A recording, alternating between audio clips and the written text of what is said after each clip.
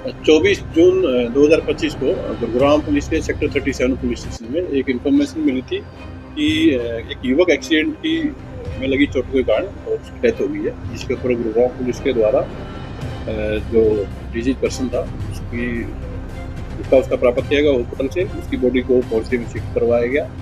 Later on जो मृतक व्यक्ति था उसके फादर के द्वारा एक रिटन कंप्लेंट पुलिस को फाइल की गई थी और उनके द्वारा बताया गया था कि उनका लड़का है जिसका नाम हर्ष है, अपने एक दोस्त के साथ में रात के समय में NH-48 के पास में खाना खाने के लिए किसी होटल के पास में खड़ा हुआ था। तो ये घटना अर्ली मॉर्निंग आवर्स की थी, करीब 3-3:30 बजे की घटना थी।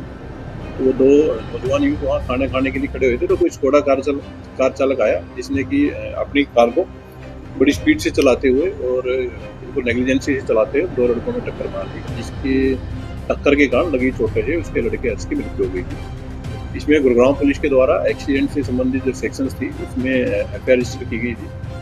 FIR रजिस्टर करने के बाद ड्यूरिंग द इन्वेस्टिगेशन कल इसमें जो गाड़ी चालक था उसको पुलिस के द्वारा अरेस्ट कर लिया गया है और जो गाड़ी चालक था उसकी पहचान बेसिकली मोहित के रूप में हुई है, जो कि 31 वर्षीय युवक है और ये एक निजी कंपनी में इंजीनियर की सिविल इंजीनियर की नौकरी करता है।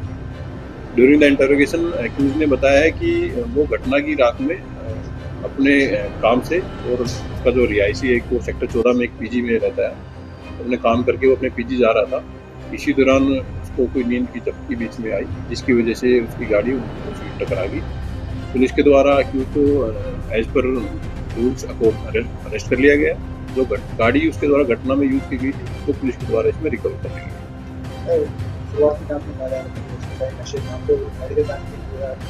एक्यूज को कल 25 तारीख को इसमें अरेस्ट कर लिया गया था और उसे इंटरोगेशन पुलिस के द्वारा की गई है।